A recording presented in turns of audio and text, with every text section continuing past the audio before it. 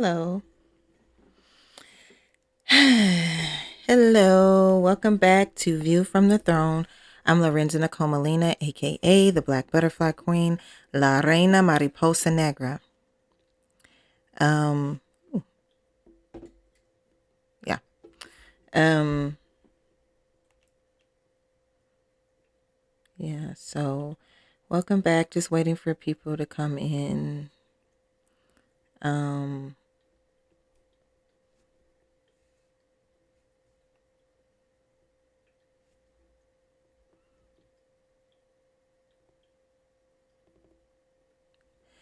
um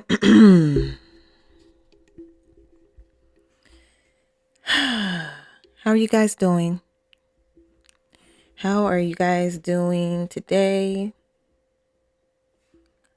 I am doing okay. Doing okay. Well,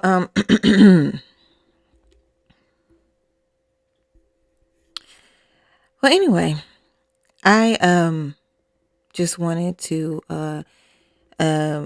get on here and speak to you guys, see how your week was going, see how transitions are going. I know a lot of us are in transition. Excuse me. I know a lot of us are dealing with transitions and transitions. I mean, sometimes some of us are used to transitions. Sometimes some of us have been through a lot of changes in life, a lot of situations and things in life. But it's something about this season, transitions in this season. Hey, girl. Hey, hey. It's something about this season. Of transitions. This is unlikely transition. This is the transition that you hope for, but that you didn't know you would get kind of transition. It is not like any other transition, but in all transitions, you must prepare, right? You must once you start seeing that there's a change that needs to be made or a change that has to be made, you have to kind of like assess that for your life, for your family. If you're taking care of anybody, if it's just you, what that means, and start making the necessary changes to assist in the transition, because the transition is going to be more than likely there are going to be some areas that are going to be challenges, and it's going to be very uncomfortable. Even the switching on how you use a talent or a gift. Some people maybe used to, say, for instance, writers, people who love writing books or things like that. And their season is calling for them to write something different. Maybe it's a blog or maybe it's music, and that requires something different. It's still your gift, but now it's going to require a different space in you, and you're going to have to study, and it feels like you're starting over again. And it's uncomfortable because you don't know. You don't know what you don't know, you know, it's uncomfortable to transition. So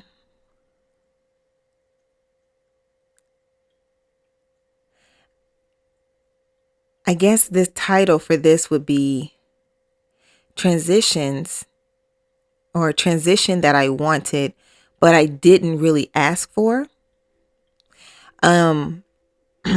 Because you want it to go forward so you can do what you've been called to do or asked to do, or and things like that, but you probably didn't ask for a lot of the things that are coming with it, and you probably didn't know that it was going to require spaces that you didn't even know existed inside of who you are. This place, a lot of us are in right now when it comes to being called forward, when it comes to being called, there was nothing that could really prepare you for the type of challenges that you would be facing. There's nothing that could prepare you but God. And in this time, I want to just remind everyone that will listen to this, whenever you listen to this, it matters. It matters. The day is just as important as the day it's being recorded. It matters because it is information that you're hearing for the first time or confirmation. But I want everybody to remember that a lot of the things that you're going through, you were warned about. Yep. A lot of the things that are happening right now in your transition, you were actually warned about. Not for you to be afraid, not for you to be scared, but to prepare your heart. And sometimes it took so long to get to the space where you transition to go to greater and you're elevating and you have elevation that it feels, you quite frankly, you forget that you were told to be prepared for, I don't know, people not liking you or people jealous of you or people trying to to be prepared for bigger devils. We always hear bigger level, bigger devil, right? We always hear that people gonna hate. We always hear that people may get jealous. We always hear that the enemy will try to slow your pace in order to interrupt what God is doing. We always hear it, but then when we start experiencing it, just like in another podcast I did when I talked about destination, how destination looks different than the space of the brochure. Like it looks different than the brochure. I'm sorry, my dog is barking. But anyway, we all got animals, but well, not everybody, but it looks different than the space that, or the brochure. So, you get a brochure and you look at it and you're hoping for it and everything, anticipating, getting a room, getting all this stuff. But when you get to the destination, it doesn't necessarily mean you're at the hotel or the room or the resort that you saw in the place, but you're at the place where it's at. And you're probably dealing with the airplane, and you're dealing with the airport, and you're dealing with trying to get your luggage. And there's a lot of hustle and bustle going on around you, and the smells are different and the sensations are different and everything. And I use that illustration to explain the different gifts that were awakening, the different gifts that were being risen from the dead, the different gifts that were dormant, that were coming to life, and you using all of your senses versus just your sight. Now you're using your sense of smell. Well, there's also something like that when it comes to transitions, but it has nothing. It's not just your gifts that are awake now. Now that your gifts are woken up, now that you've realized, oh, I have a talent here and I have an ability here that I didn't know, or I have a gift in this space that I didn't know I had. Now that I realize I can see, I can smell, I can touch, I can feel, I can hear. I have my spidey sense going off on behind me. Now that I've realized that, now I have to deal with all the things around me, all the delays, all the, trying to get the taxi cab or trying to get the Uber or trying to get a Lyft or trying to wherever you are on your destination, whatever it provides you, having to deal with not knowing where you are. You kind of know where you are. This is what you wanted, but this is not what you wanted to deal with to be there. And all your gifts are awake to everything. So not only do you see the place and that you smell it and you're going to be able to taste the food, when all that stuff, not only are those things occurring, but all the things that you don't like, maybe some heat, maybe somebody coughed on you, maybe, hi Carlos, hey, maybe somebody sneezed on you, maybe somebody ran into you, maybe your luggage didn't show up, maybe the thing that you brought with you or that you were going to bring with you didn't show up the way you packed it. Maybe it didn't show up the way you thought it would. Maybe sometimes that's people. Sometimes the people that we have with us, they ain't acting the way we thought they would when we get to this place. They're with us, but they're with us on our ticket. They're with us on our trip. And instead of joining with us, they may get a little funky about it, or it's not the people that you came with, it's the people that are there. on arrival, having the attitude. This is what transition feels like. We first get to our destination just to realize, whoa, I feel overwhelmed because I didn't realize I had so many gifts, and I feel all my gifts being pulled on.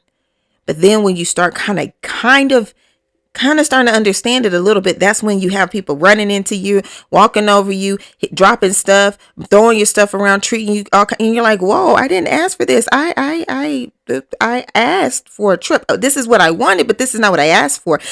I wanted to take the trip to get here. I booked I booked the flight. I booked everything. But this is not what I asked for. I didn't ask to be treated this way in my transition. See, transition is not just getting used from going from one place to the other. Transition is getting used to dealing with the place you're in. Like being able to mentally, emotionally, and spiritually process what's happening. And how do I use the gifts that I just realized I had in this place while I am still working towards getting to the hotel? While I'm still working to get to the resort, while I'm still working trying to hail my cab or get my Uber or get my Lyft, like how do I get out of the place of this place of transition? How do I get out of the place where I am overwhelmed by the transition?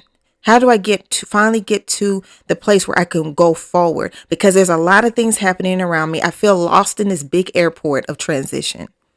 I feel lost. And then the people that came with me may be the ones counting on me to know where I'm going. I'm the one with the map, but I'm trying to understand where I am. One thing you can't be is prideful in a place of transition. One thing you can't be is caught up in your feelings in a place of transition. And another thing you can't be is distracted. You cannot be distracted in a place of transition. You have to remember, okay, what were my instructions? That's your map. What were the things that I was told to do in the middle of the chaos? I need to still do it. I may run into some shoulders on the way out of this place. I may bump into some people. My luggage may be rearranged.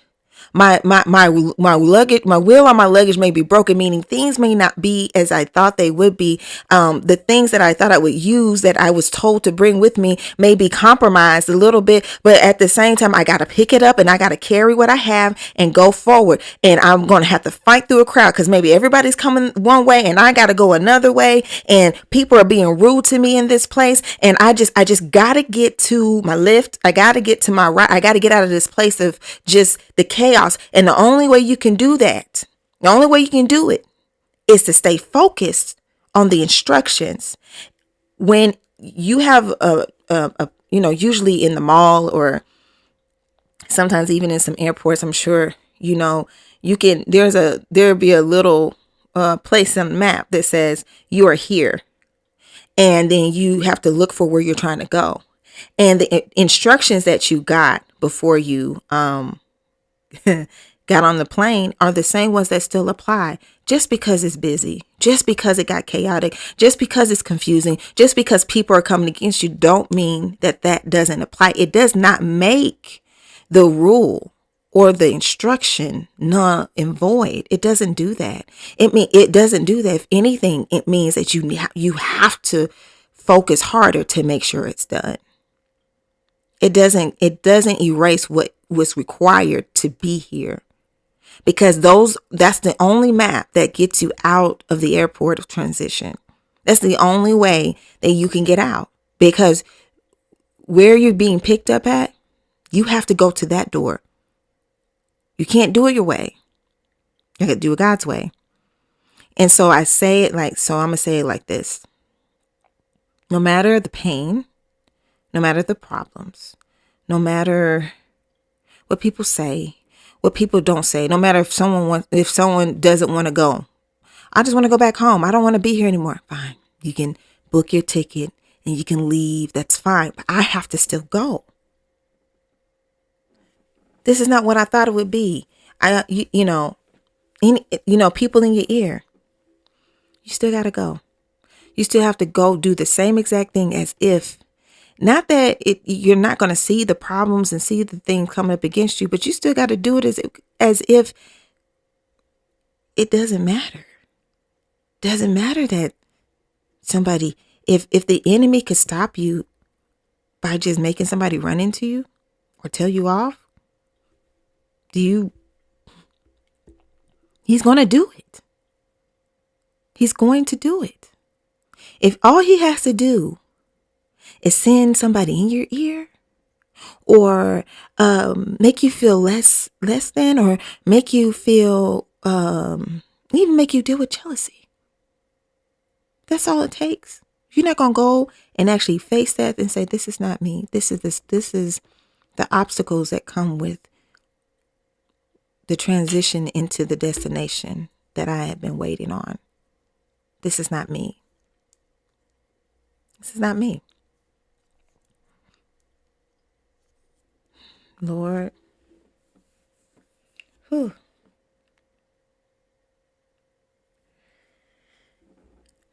It's not, let me say it like this, it's not going to be easy to continue going forward.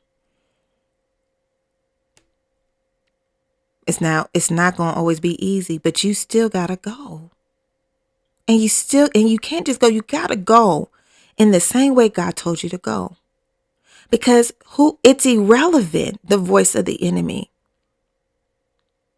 It's irrelevant. It's irrelevant. The voice of the enemy is irrelevant here. You are already where you're supposed to be at. But you don't want to begin to wander and get lost in transition and never arrive to the hotel. Never arrive to the resort. And this is the thing. We're just trying to arrive still. We haven't even begun to talk about all the things that come with being in the hotel, all the things that come with being at the resort, all the different amenities and all the different opportunities that will be there, all the different experiences that will be there. We're not even at that point. We're at the point where we're just trying to get out of the airport of transition. And you cannot be moved to change the path that God gave you to walk out because there's somebody on that road and I feel uncomfortable about this. Or you can't let how you feel start to dictate how you move. You can't let how you feel dictate how you move. And that is so easy to say. It's so easy to say. Whew.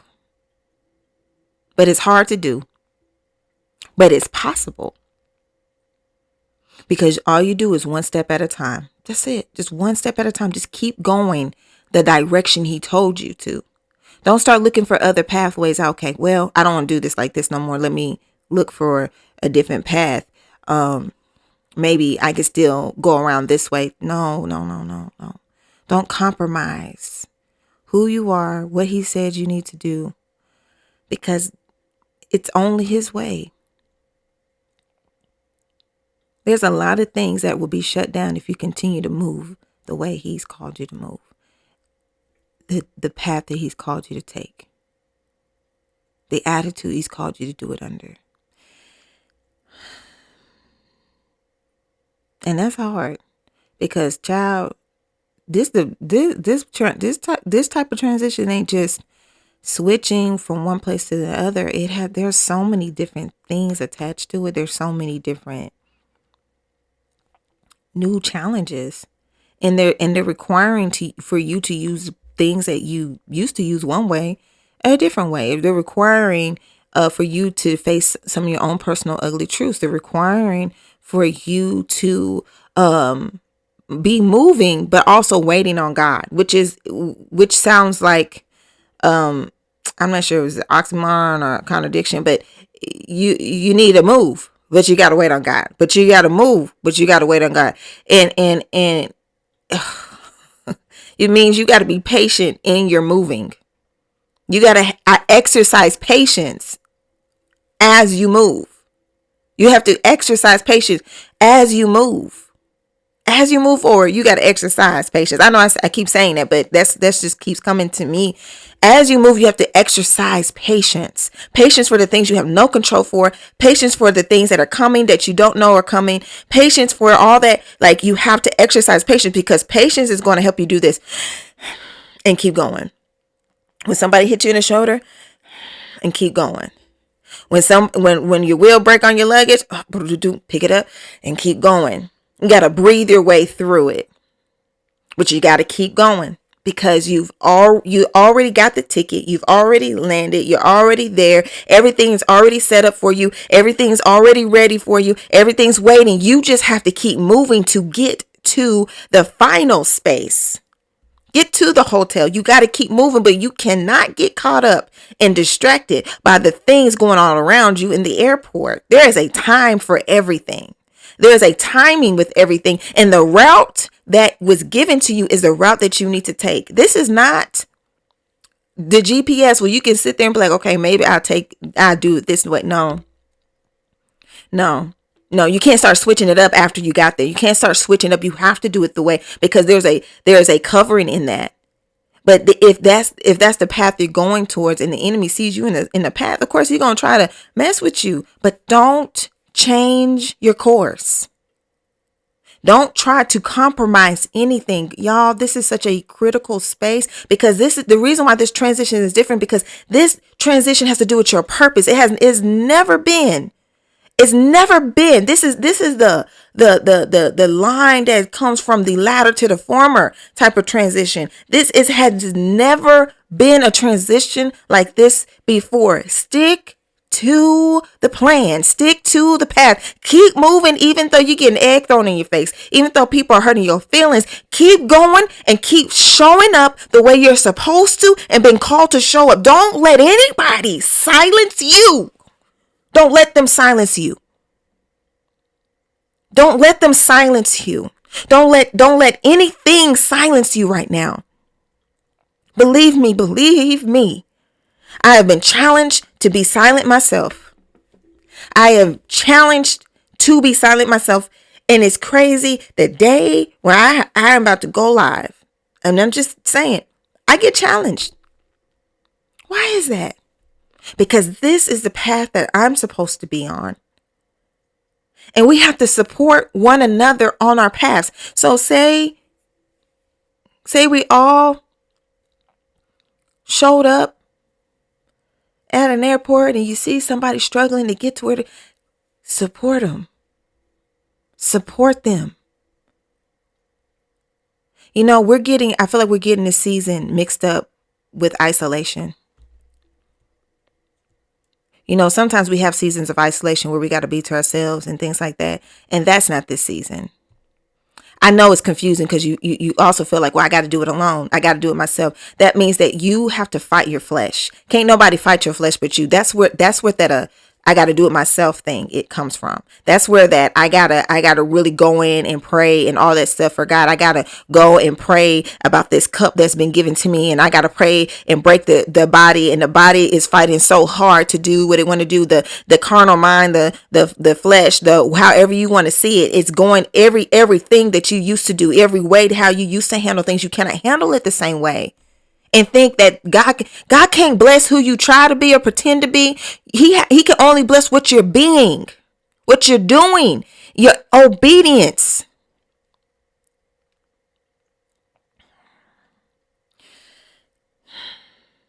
We've come too far. We've come too far. There's so many of us. I know it's not just me. I know I'm not the only one going through the waves and crashes and things. I know it's not just me. I know there's a lot of people out here that are the children of God, or on their way to becoming a child of God, or don't even realize God is calling them, and they keep going.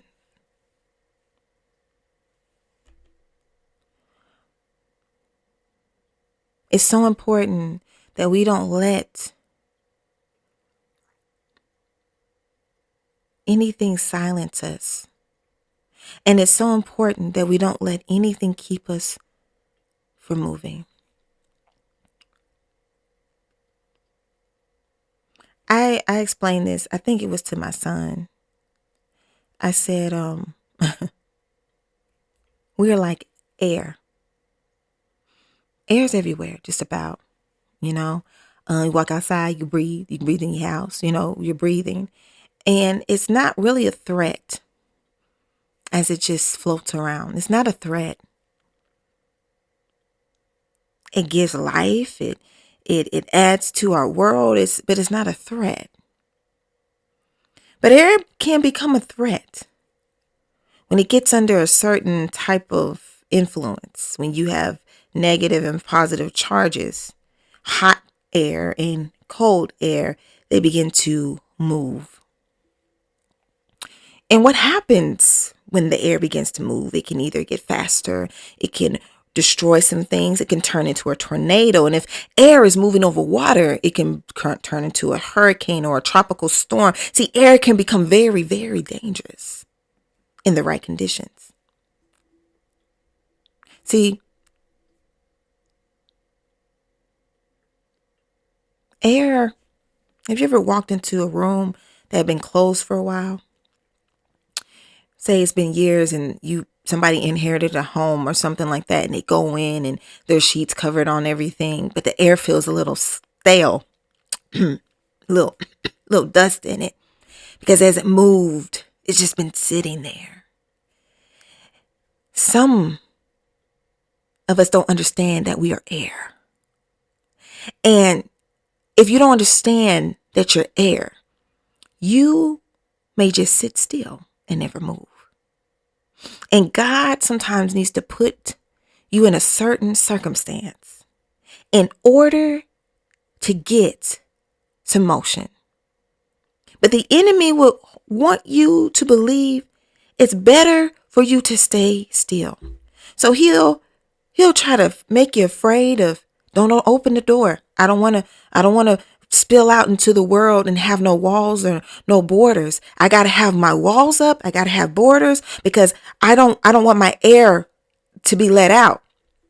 It's fine in here. You can still breathe in here. It's good in here. But the thing about walls is that they don't allow air to move. The thing about walls, they don't allow air to be let out. And there's something about it that it's like sometimes air will slowly seep out here and seep out there, but it doesn't move. And the enemy's hope is to keep you from moving. See, he'll get you scared of a storm, not knowing that you can outstorm him. Okay. He'll get you scared of going outside, being in the sun. I don't want to evaporate. If you're water, I don't want to evaporate. I don't want to be in the sun. I don't want anything bad to happen to me. I'm just going to stay in my walls. I'm going to stay closed off. I'm going to shut the door so that I don't lose my air. I only have so much left. And if I give it away, if I let it out, then it's all going to be gone. And God is saying, no, I need you to open the door. I need you to go outside. I need you to go experience some things because I need you to be moved. Because when you moved, you are the greatest threat to the enemy. He already tried to mess with your identity, and then I showed you who you were. Now he's trying to mess with your ability to move, and I'm trying to show you that the power is in the motion. I need you to move. You're not here just to give off air. You're not here just to support life of everybody else. You're here to make moves. You're here to clear out paths. But in order for you to do that, you have to be in a certain position. I can't move you behind walls. I can't move you in the house. I can't move you behind closed doors. I can't move you that way. I need you to get outside, and I need you to be touched by the atmosphere. I need you to be touched by things that are different. I need you to be touched by it. Some things are not going to be comfortable. Some things you're not going to like, but I need you to be in the situations in order for the negative and the positive to come together and create the storm, the perfect storm. Because you are wonderful and fearfully made. And I didn't create you to get stagnant.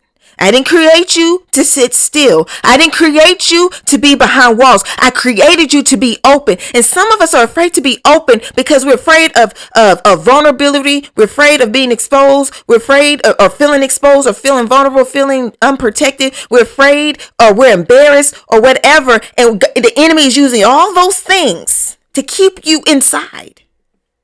God said, when I need you to be seen the way you are, I need you to be seen the way you are. I need you out and seen the way you are, because that is what I'm going to use to bring about the motion. That is what I'm going to use to bring about the motion. I can't bring motion. I can't create a storm inside the house. I need you to get out. I need you to go beyond the space that you've been in. I need you to be willing to be open, to be let out into a different atmosphere. Lord,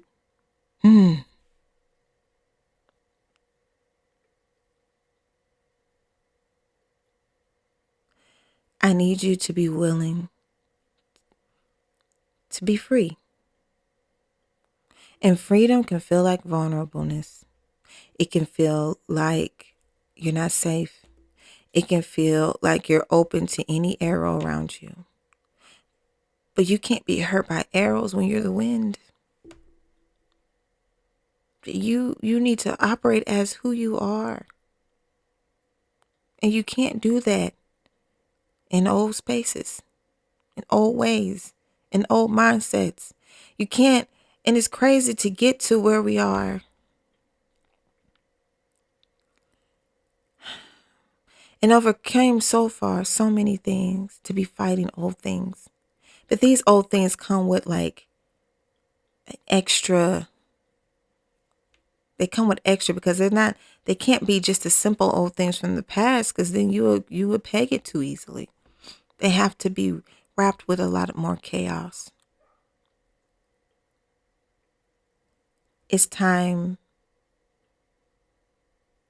for, and it's crazy. God gave me the word liberty not too long ago. And I think in order to experience liberty, we have to be willing to be vulnerable. We have to really trust God outside of our safety. And it's not easy, but it's possible, because this is where you get to experience when God says, my strength is made perfect in your weakness. Yeah. This is the place where you get to experience what that looks like and feels like. It's okay to be at the end of yourself, but make sure even when you're putting yourself in God's hands. I feel like God has been carrying me for a while now. His strength is literally made perfect in my weakness. I am a living example right now. Right now. I am living what I am speaking. I'm living what I'm speaking. Y'all, I'm living what I'm speaking. I don't know what else. I don't know. I can't talk about things I don't know. And I rather talk about things I've experienced or things I'm experiencing. And this is what I'm experiencing. I gotta be willing to be open. I gotta be willing for people to see my wounds. It wouldn't have meant nothing if we didn't see Jesus die on the cross. We needed to see his body broken down for us to understand the power of resurrection. But if you're not willing to let people see your wounds, you're robbing yourself, them. This is a place where we have to be willing for our wounds to be seen. You got to be vulnerable to get to the space that God wants you to be. You got to go out there. You got to take the chance.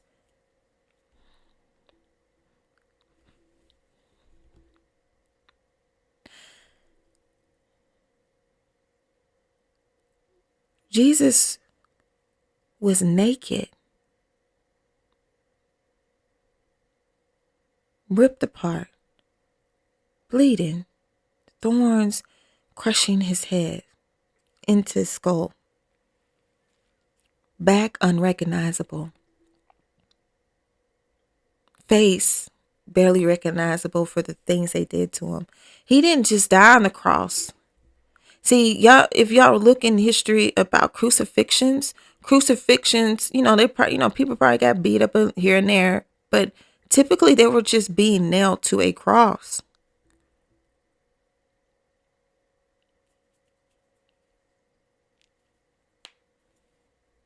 Crucifixions did not include all the other things that Jesus endured typically, where he got beat and all that stuff, beforehand, because they did that and thinking, well, maybe that will be enough to satisfy the people and we won't have to crucify him. We'll just beat him and just beat him up and, whatever. And then that'll be enough for the people to be satisfied so we don't have to crucify him. But it wasn't. So they still had to crucify him. So him getting whipped and him being beaten and his beard being ripped out and the crown of thorns, that was extra. And he had to walk and carry his cross in front of the world. Jesus said, you will be persecuted because I was persecuted. You will go through things because I was going. He was struggling with his passion, yo. Jonathan McReynolds has a song, Limp, and it's about Jesus looking like us struggling with his passion. And I love that song. I'll probably share it in the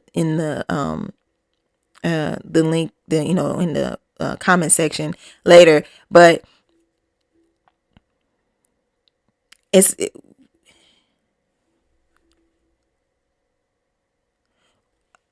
our wounds being seen makes it okay for other people to be broken and still move forward. The greatest witness that we have sometimes is just being honest about our pain, being honest about our wounds, being honest about where we are.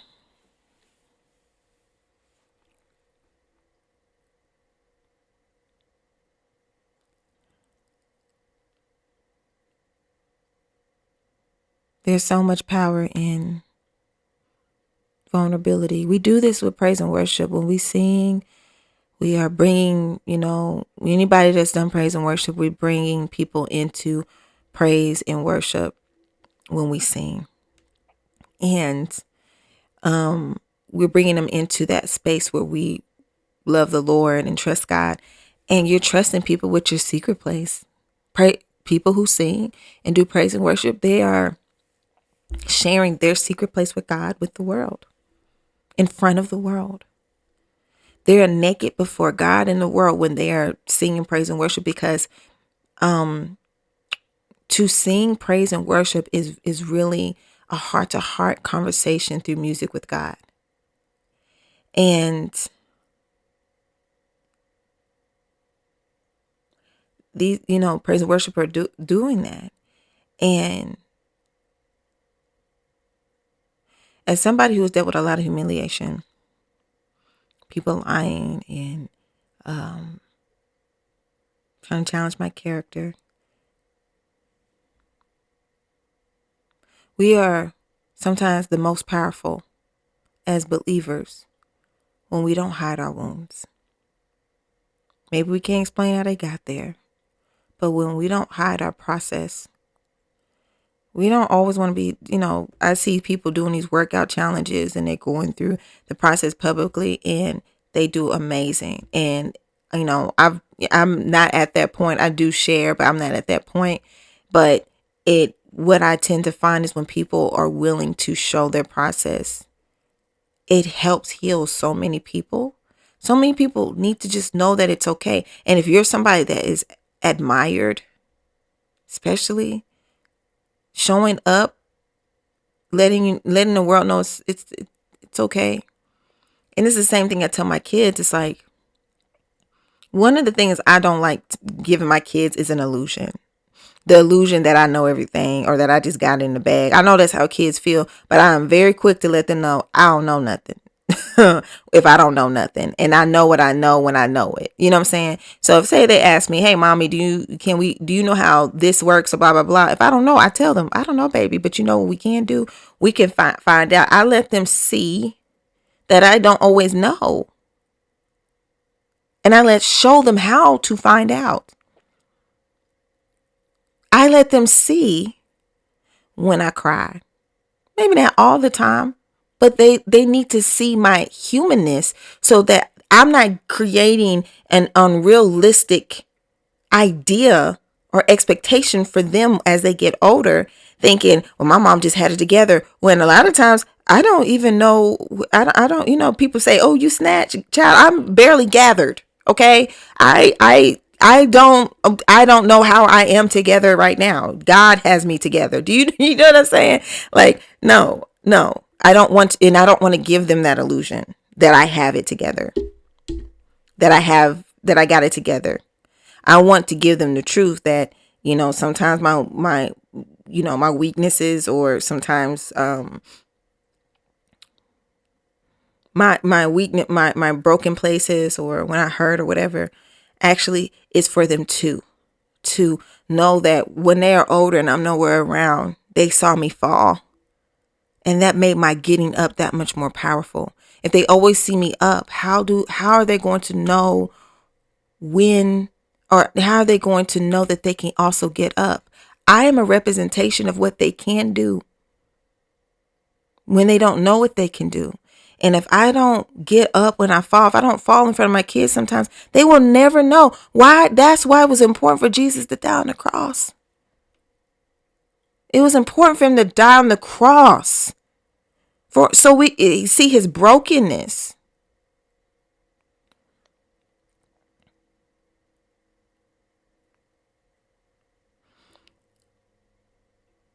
At all the things he transitioned from God, the word of God, to becoming a baby, to becoming a man, losing his father, this was the hardest one of them all. It required him to show his hands. It required him to show his wounds. It required an audience for it to have the power and the meaning for us to understand to some degree, not even fully,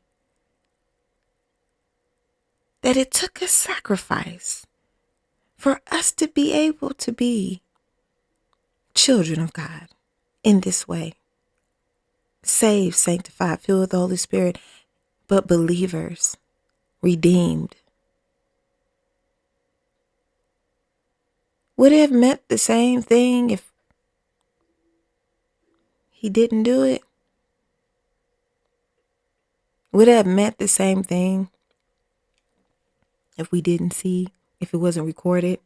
This is history. Regardless of people saying they want to say Jesus is real, he's actually real. He's written in history. These are things that are real, true events that have happened. Regardless if you believe if he was the Messiah or not, he died for what he believed in. He died trying to, he died speaking truth. He died for the truth. He died for God. He died for us. He died for us because we were the ones he was speaking the truth for. So either way you put it, whether you believe or don't believe, he did die, teaching us a better way. And that's why he was hunted down, pursued,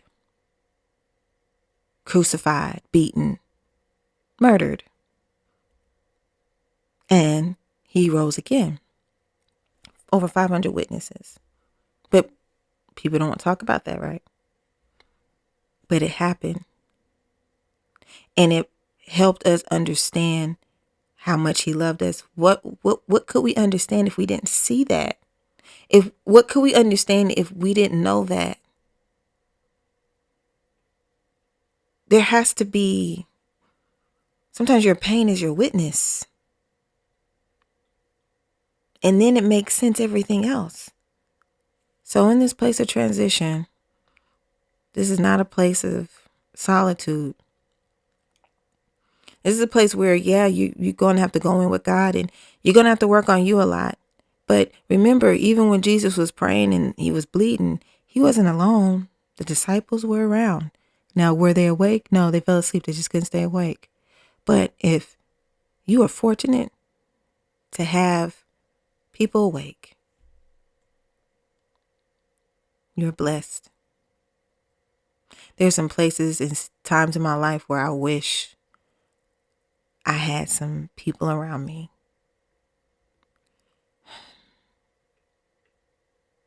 And there's some times in our life that we have isolation. Like Jesus couldn't, no one else could have prayed for Jesus. No one else could take the cross. And so sometimes we think that's isolation. No, that just means that you're the only one that can do it. But that's why you need the support. That's why you need a support system. Even Jesus had somebody help him carry his cross. We're not supposed to carry our crosses by ourselves, guys. If you have anybody you trust that God has trusted you with, trust who God has trusted you with. And I say that because I have had to work on that myself. I have not always been very trustworthy. And in this season, I'm having to remember that God has put some wonderful women around me. And I've had to remember that there were some things I was going through and I didn't know how to say it. And when I finally said it, it was difficult. But when I finally said it, I felt like I started getting the support that I needed, but I couldn't get that support. And I didn't even know that in some things it's so crazy. Like when you're a person that's been quiet about your own pain, like you can be there for everybody else, but you've been quiet about your own pain and you start like saying stuff, it's so wild how like other things will be debunked be debunked in that. And like other mindsets that you didn't even realize you were kind of operating under. You're like, wow, I realized I was thinking this way. And so it exposes lies too. And that's what I found for myself. This is of course always be led by God about, but be led by God. Be led by God who you can trust and trust. Don't be just now that's the person you picked and you trust in people and you should with stuff. But make sure that if it's that if God is unctioning you, who that's people, male, female, who, your friends, your homeboys, your sisters, your brothers, whatever, even a family member, a cousin, whoever it is, if God is giving you somebody, of course, always be led because there's boundaries and then there's walls. So there's differences. Some things you don't need to say. Sometimes there's a timing for everything. But just know that if the time is right and he is unctioning you to speak and to take the support, then you will see that a lot of there's lies that get debunked in just saying it. And I didn't even have to say everything, but just saying what I could, I was like, So I just, as a witness, I just want to express that. But once again, it's not, everything's not for everybody, and always have wisdom in the way you do everything. But just know that this place of transition is going to require you staying open. Oh, if you're on your way to purpose, or you've landed in a place, a destination of purpose, it's going to require you staying open. I'm so sorry. I know you don't want to hear that, but it's going to require you staying open. There's something in the openness. It's going to require you staying open. I'm not saying giving everything away, but I'm saying open in the way God is leading you to be open. So most definitely seek God about things. And if he tells you no, then no. But if he tells you go ahead and do it, go ahead and do it. And don't let distractions gaslight your gift. Don't let the overwhelmness about where you are gaslight your gift and where you are. If you know you came into this thing knowing what God told you, and now you're wondering, no. Whatever he told you at first is still what he told you until he tells you something different. Until he tells you something different, you go by what he told you, the last thing he told you. Don't let the new circumstances gaslight your gift, or gaslight what you know that you know. Yeah, this world is a world don't let it gaslight your gift, okay? Don't let problems, situations, distractions in the airport of transition gaslight you, make you question if you're going the right way. You are going the right way. That is why it's happening. You are going the right way. The evidence of you going the right way is all the chaos. That's why it's happening. That's why it's happening to you, because you are going the right way, because you are pursuing what God told you, because you are following the map he gave you, because you keep referring back to the instructions that he gave you. You are going the right way. Sooner or later, you're going to see the door that leads to the ride. And how, I've been talking about Ubers and Lyfts and cabs and everything, but how God ain't there with a limo with your name on it, with paper. Somebody, hey, it's time to pick you up. Mr. So-and-so, Sister so-and-so, ma'am so-and-so, whatever. You don't know. That's why it's important for you to go the way he gave you to go, no matter like the stuff that's happening. Unless he tells you to shift or go a different direction, don't move that way. Keep moving the way they told you to move in this unique transition. To the transition you wanted, but they're not the one you asked for. The flight that took you to where you're supposed to go, but not the chaos in the middle. The road that you're taking to get to where you're going, but not the traffic jams that happen along the way. But see, you were warned that it would happen. You were warned that it would happen. All those times when God said, this is what I'm going to do. But when you get to this place, this is what you're going to have to be not deceived by this person. This is what I'm going to do in your life. But when you get to this place, just know that, sometimes people are going to try to test you this way. This is when you get to this place, I'm going to give you this and that. And then there's going to be people who can't come with you. Don't be surprised when it starts happening. Like, God tells us these things so we're not moved by it and we keep moving forward. Anyway, we don't need to be moved by the things he already told us would happen. We need to be moved by the word that he gave us to run on. And we're moved by some things. He told us these things would happen. Every time you got the prophetic word, or you had the dream, or the vision came, or somebody's, whatever. Anytime you had it, there always came that other part. God's going to do this. Do not be surprised when. Because you love me and follow me, they will also persecute you. In the last days, this will also be. We think, and let me just touch on that for a second. There's a lot of things that have begun to happen or been happening for a while, considering the last days, biblically, right? If you look at all three Abrahamic books, they complement one another in this, okay? And people are fighting tooth and nail. Well, we need to do like this. We need to be like this. Why are you surprised at what you're seeing?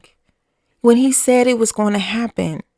What are the instructions for you? What are you supposed to do? You're not supposed to be so surprised by the craziness that is happening. That's just letting you know the times. Okay, cool. This is the times. Okay, now what was the instruction for those times, though? Because we're getting so caught up on all the signs and wonders of the times, and not even wonders, just signs.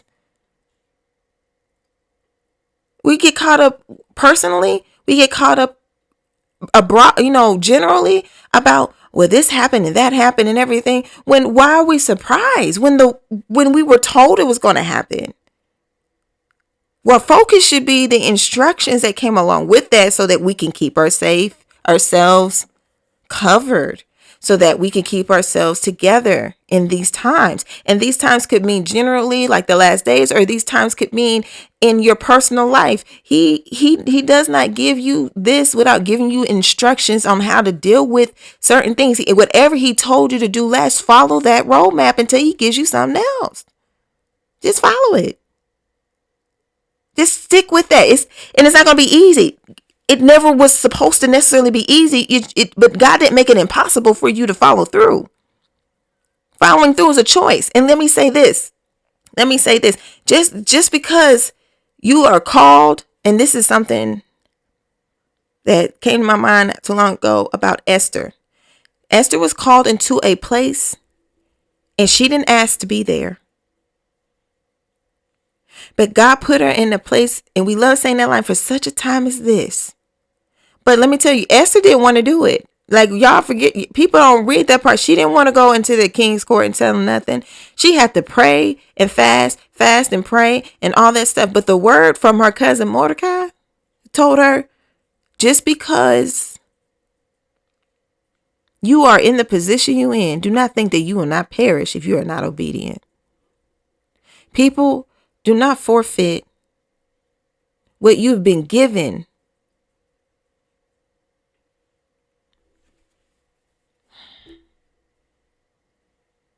by staying silent or not moving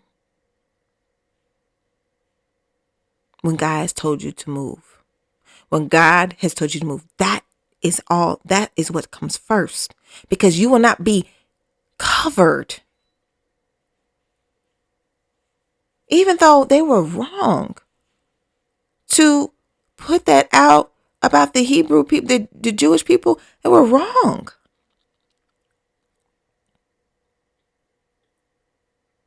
But her not saying what she needed to say, after God put her in the position, she had to go and be vulnerable in front of the king's court. That's not where you go. The queen coming to the king in front of the world. I can't imagine.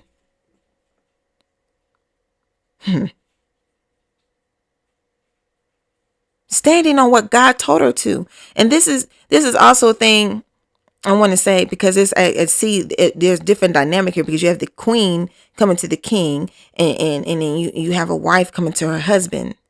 And sometimes and this can be flipped. It can be male or female. You can be a husband and a wife. It doesn't matter. In your household, though, or you can even be a child and a mother. Hear me good. Hear me well when I say, whatever God told you to do, you better do it. You do not let anybody dictate. I don't care if that's your mama, that's your daddy, that's your wife, that's your husband. It doesn't matter. Whatever God gave you to do, whatever he gave you to say, you better say it. You better do it. You better speak, and you better move according to what he's giving you. You do not let anybody dictate the word of God flowing in and out of your mouth. He is God. And when you let somebody else dictate how you move concerning him, you have now put them in the wrong position and place. I don't care who it is. It doesn't matter. It does not matter, because God has covered many of us because we decided to obey him before other people. And I say that it doesn't matter, because I know that those dynamics are different. But whatever God gave you, if those people aren't lining up with that, pray for them, give them to God, but you stay obedient. Because Esther was even told that she didn't walk in that space and go do what she needed to do. And she had to, and the thing, she couldn't just jump in there. Mind you, there was a strategy to it. She still had to seek God on what to do, how to do it. And she went before the king's court, which was dangerous because she could have been killed right on the spot. And it has happened. It happened to the wife before, the queen before. Why wouldn't it happen to her? Because, see, God put her there. And I want you to remember that. When you see how things happen with everybody else, it took them out. Let me stay quiet. Let me just stay over here in this corner. Let me try to do everything from this corner over here. I want to be over there. No.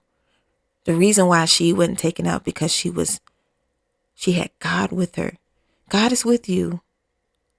Trust me. God is with you. He's with you.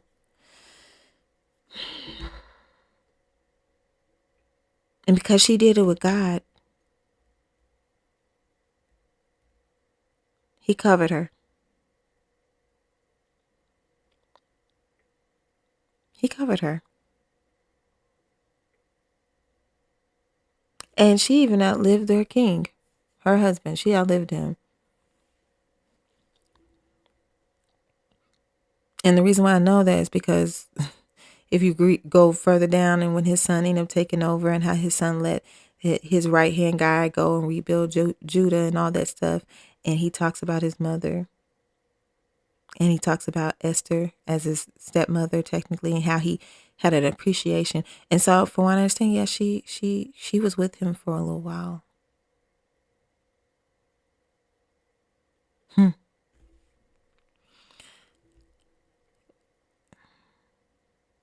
God said, Esther, if you do not say anything, do not think your position, just because I arrived,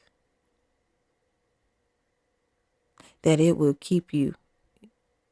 You will surely perish. And God will raise up another. Don't let God have to raise somebody else up in the place that you were supposed to stand. With your gift in this world, with people, job, whatever, speak up. Dare to live out loud in a space in the way God told you to do. There is a strategy with everything, and he's not going to let you go out there and do it all willy-nilly and be looking crazy. Just trust him anyway. This is not the place for solitude. This is a place for absolutes, absolute obedience.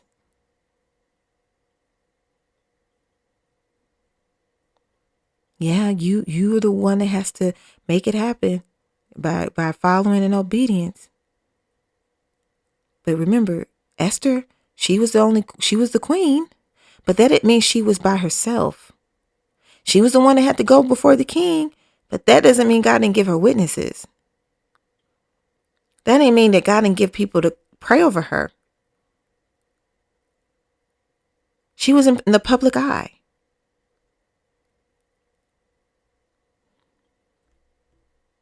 Well,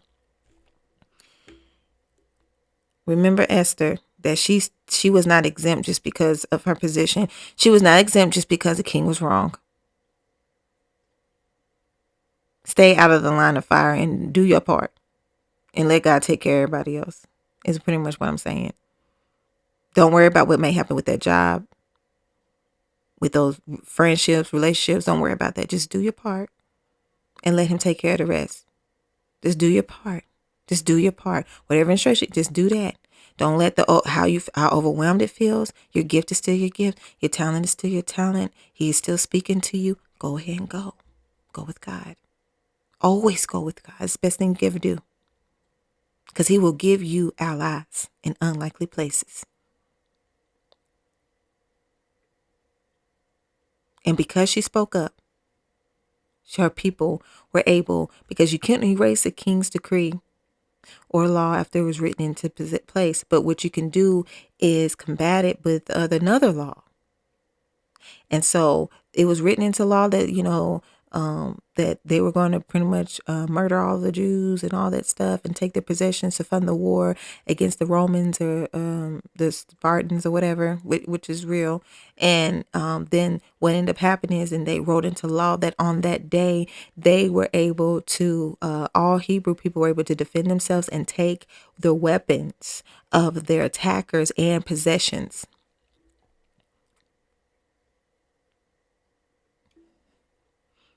So now, if you want to fight, come on. But she couldn't hide behind her position. It was because she was in that position, she had to go and stand for people who could not. God has gotten you this far, but this is not the stopping place. This is not the place to go and close off. This is a place where you have to keep going and keep fighting. Okay? Your position, just because the king was wrong, did not mean her not doing her part was going to be right either. That does not, other people's wrong don't make your wrong right. Other people's wrong don't exempt you from doing what you got to do. It don't. Other people's wrong. It is not, and it sounds so heartless to say it like this, but other people's wrong, it means nothing. It's like, so, and I still told you to do this. That's how, like, God don't talk like me, but I'm just saying that's how it is. Like, why is that relevant to my word that I gave you? Why is what they do have any bearing on how you move? It's really hard to do sometimes, but it's possible with God. And when you do it with God, he will cover you in the moving. And her king had her back because she had favor with him. And he was kind of raggedy. It talked about how she could not stand that man. She could not stand him, honey. She could not stand that man. But she had favor with him. And it said Esther was so beautiful that she had favor with men and she had favor with God, meaning everybody. But even with all of that, if she didn't listen, she would have perished and her people would have suffered and God would have to rise them up in a different way. Even with all that you have, all the gifts, all that, it's not going to exempt you from being obedient in a hard place of transition. You got to still show up the way he asked you to, no matter what they say, what they did. Excuse me, what's going on. And then, and they could be work or anything. You know what your they is. But you gotta keep showing up the way he asked you to, not in the way you wanted to, but the way you asked you to. Okay.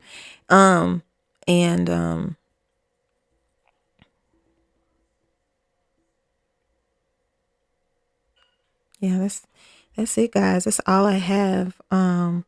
Keep showing up in the middle of this hard transition. The place that you at, the transition that you wanted, but not what you asked for. Keep showing up. You can do it. I believe in you. I believe in you because God wouldn't put you here if you couldn't. He wouldn't put you in a place to do this if you couldn't. And the reason why you are going to be able is because he's going to give you the strength to do it. He's going to give you the ability to follow through. Okay. Don't worry. One of the things he told me Sunday, he said it's going to be okay. And believe me, I know a lot of us are dealing with some heavy stuff too. And so that's what makes it harder. And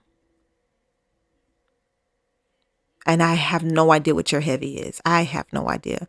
But if you are dealing with something heavy, I'm so sorry that it's happening right now. I'm so sorry that it's happening right now. I pray for your heart and your mind and your body, your health. I'm so sorry. And it may feel like you can do nothing, but if you show up just a little bit, if you just keep saying yes, he will do the rest. He just needs you to keep saying yes. Just keep saying yes and let him take care of you in your yes, okay?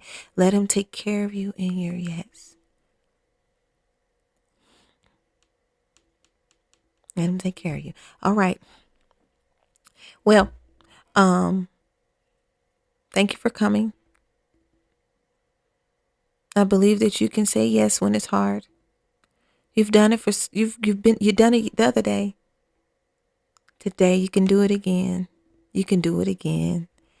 I don't know when you're going to hear this, but just keep saying yes in your transition, in your difficult place. Just keep saying yes to God. Say yes in the joy. Say yes in the sorrow. Say yes when it doesn't make sense. Just keep saying yes. Keep saying yes. Sometimes we may say no and mess up a little bit, but you can come back and say yes. You can still say yes. You can still keep saying yes. Sometimes we may thought we said yes and God be like, no, I need you to do this. God has told me, hey, you need to let go a little bit more still. And I was like, I thought, Lord Jesus, how much more do I need to let go? But let me tell you, you can do it. You can do it. Because he is the one that makes us capable. It's not all on you. All that's on you is continue choosing that I want to continue to say yes. Lord, help me to keep saying yes. If that's all your prayer it can be, help me to say yes. God, I just pray, Lord. And I'm just going to pray. Lord, I just pray, Lord, that everybody hearing this, whenever they hear it, Lord, that they just say yes to you. that they say yes to you, whether it be being saved. I believe that Jesus Christ is Lord. In Jesus' name, he's the Son of God. He died and he rose again for my sins. Whoever just said that prayer and agrees with it in Jesus' name is saved. Or saying yes to my purpose. I don't understand. It's confusing. No one came this way before me, but I want to say yes. Then you just say yes to that. Saying yes to family. Yes, Lord, I will pray. I will do what you ask me to do. I will be the difference in my own family, even though they don't understand it. You are with me, God. Thank you for my allies. Send me my allies, and thank you for my allies. Help me to stay faithful. But I say yes to you, God. I don't feel good right now. I'm sick, and I don't want to get up out of my bed because I'm dealing with cancer, or I'm dealing with MS, or I'm dealing with some mental illness, or I'm dealing with this. But God, this is what you told me to do. So I'm going to say yes. I'm going to keep saying yes. I'm going to keep saying yes. I'm going to keep saying yes. I'm going to keep saying yes until I can't say yes in time, but I can only say yes in eternity. I'm going to yes my way to you, Lord. I'm going to yes my way to you. Whatever you say, my arms are wide open, Lord. My heart is open. I'm just going to keep saying yes. I refuse to say no to you, God. I can only, and I truly only want to say yes. I'm crying. I've been abandoned. I've been left. My mother don't love me. My father don't love me. The people I thought were my friends have left me. I've been lied on. I got fired. I don't know how I'm going to even begin again. It is difficult, but Lord, I'm going to say yes. I'm going to say yes. I'm saying yes to you. I'm going to say yes. I'm crying. My eviction notice has been given to me. I'm going homeless. I'm now living in my car, but I'm going to say yes. I'm going to say yes. I'm going to say yes. I don't know what's going on with me. Somebody attacked me. I've been brutally attacked. I've been abused. I've been taken advantage of. I've been assaulted. But I'm going to say yes. I'm going to keep saying yes.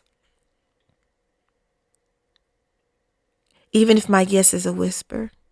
Even if my yes is like Hannah praying at the wall, praying at the temple. If it's just only quiet as you can hear me, Lord. Okay. Sometimes a yes is just okay. Okay, God. Okay. I'm upset. I don't understand why would this happen. Sometimes it's free will at work. Because God's will is so that He came because He loved us so that we can have life and have it abundantly. His will was never for you to be hurt physically, emotionally, spiritually. But His greatest will is for all of us to come to know Him. Because knowing Him is knowing all the things that are good and wonderful. This ain't Disneyland. This is not wishing upon a star. When I say good and wonderful, I mean superb. Where the word good derives from God Himself. We would not even have a word for good if God did not even exist. The template, the original.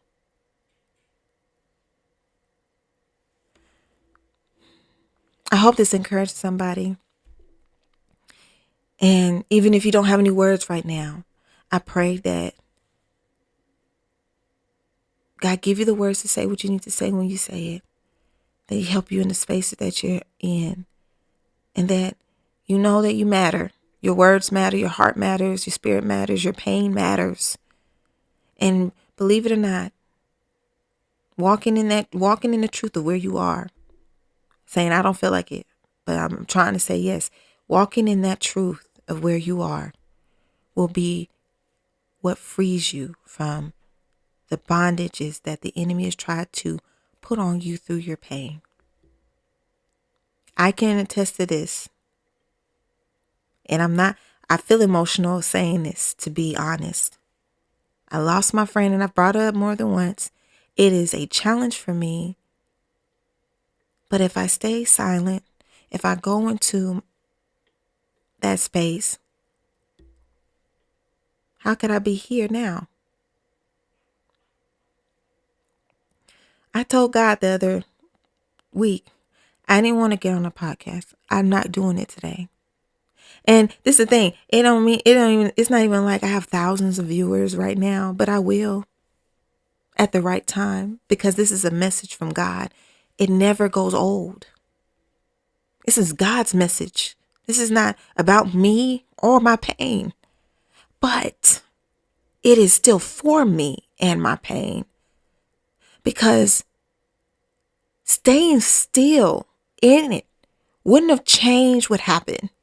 It wouldn't have changed that they got sick. It wouldn't have changed that they passed. It wouldn't have changed any of that. It wouldn't have changed the hurt or the reality. But what it would have done is sowed seeds of doubt, more pain, more anger, because I wasn't being who I was called to be. I need to live my purpose, and I need to live it on purpose. I need to live it on purpose. Because staying still is not going to change the hurt. It's not going to change that they're gone. It's not going to change that I feel lost a little bit. But I'm just going to look at my map, and I'm going to read my words, and I'm saying, God told me to do this, so I'm going to do that. God told me to do this, so I'm going to do that. Because I'm in the grace in this is that I don't have to think about it. I don't have to go, God, what do I do now? He told me before I got here, because he knew it was going to be overwhelming. So he gave me the map. He gave me the directions. He gave me the instructions, so that when I feel overwhelmed and when water is soaking my eyes and I can barely see my words, I can wipe them off and see my map. See my letter from God and follow it. I don't have to figure anything out right now. I just got to follow what he gave me to do and keep going the direction he gave me to go. I don't need to sit and try to figure out how to fix it. That makes it way harder than it has to be. I am not here to make this harder for myself. Okay. So as much as I didn't want to get on last week, and as much as I had, and this is honest, I had a whole breakdown an hour and a half before I got on. I was not okay, because I can't explain to you what this person meant to me. I was not okay, but I had to show up with my hands open, my wounds open. And I talked about it a little bit. It's not easy.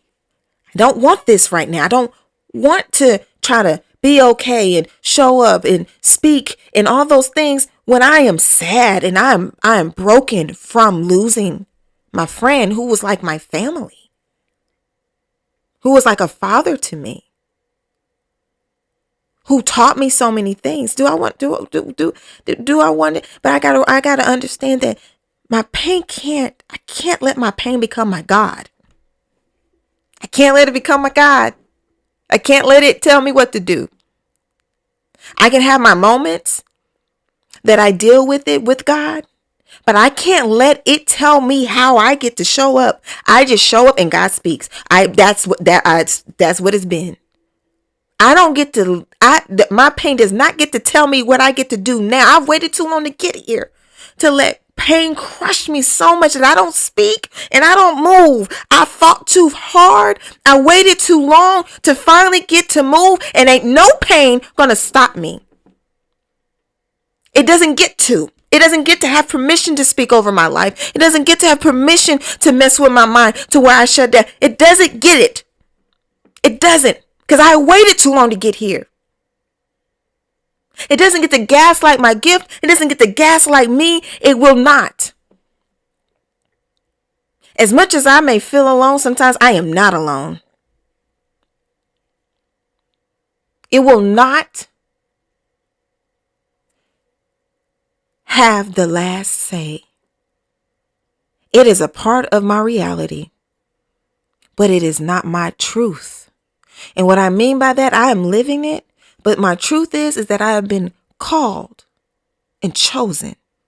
And I've been called right now and chosen right now. And I have to walk in that. And it's not always going to be easy. And if every time it gets hard, I shut down and I decide to not do what God gave me to do, then God is not really my God. My pain is. How I feel is. I can't put that before him, and I can't put how other people feel about it before him either. Some people may not even understand why this is so difficult for me, but it doesn't really matter if they understand. Just know that God gave me this, and I didn't know that was even occurring until it occurred. And there was no opportunity to stop. There was plenty of opportunity, but there was no real opportunity. Come on. I had to keep going. And in this has helped me have some, in a weird way, some type of sanity. Because sitting in it, it was not going to help. It was only going to make it worse for me. God literally asked me, he said, okay, so you don't want to do the podcast? So, do you think that's going to make you feel better? That's what he told me. I didn't plan on getting here saying this, but once again, Jesus had open wounds, so here is mine. Here's mine.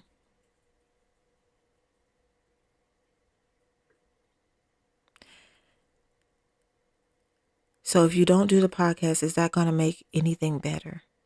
That was what he said. Me and my friends, sometimes we have this saying, look, God be rude.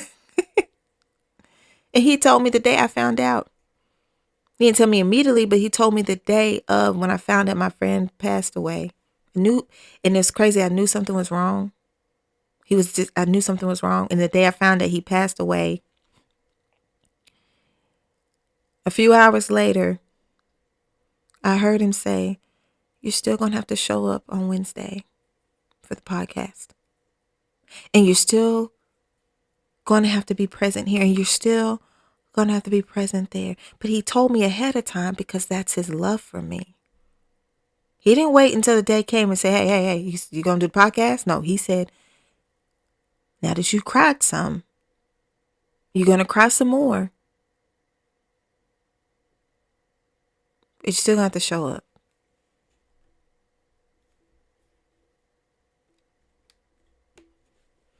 Is that wrong of God? No. Because he waited for this time too.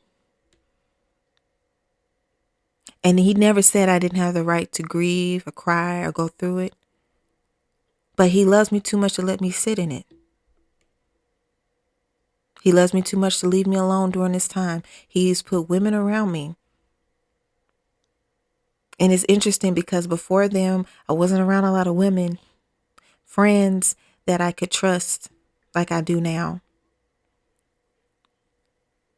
But God gave them to me in this process, and then he passes. And now I have them. And so the support system looks different. And I may not have him, but I got them. I may not have a lot of people that I had before, but I have them.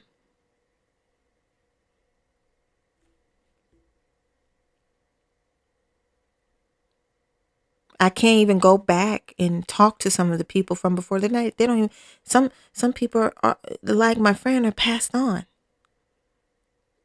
My whole past feels erased right from up under me, but I have a whole future.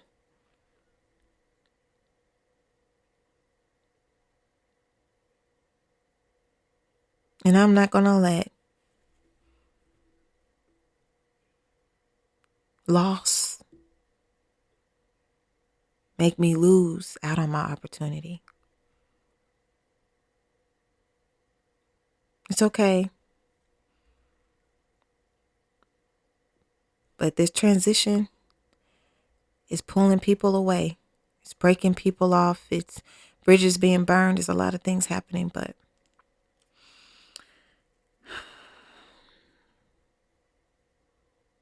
keep walking.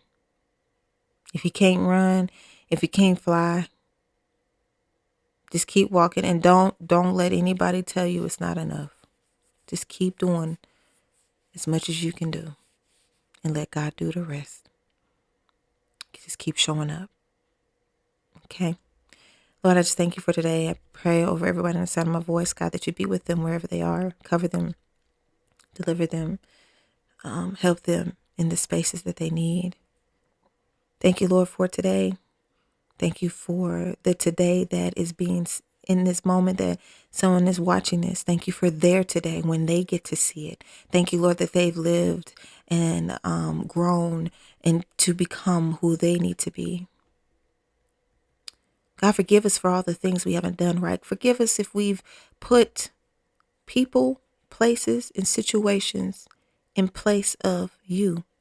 If we listen more to our suffering and our pain, we listen more to our mentality or our ways than we listen to you. God, forgive us if we've done this. God, forgive us for not trusting you when we have every reason to. God, forgive us for not acting like we know you after you've delivered us to our promised land and we start forgetting. God, help us not to act like we don't know you in this place. Help us to remember who you are and who we are in you and not doubt that. In Jesus' name, amen. So, like I say all the time, your crown may be crooked. It may be a little broken. It might have fallen in the mud.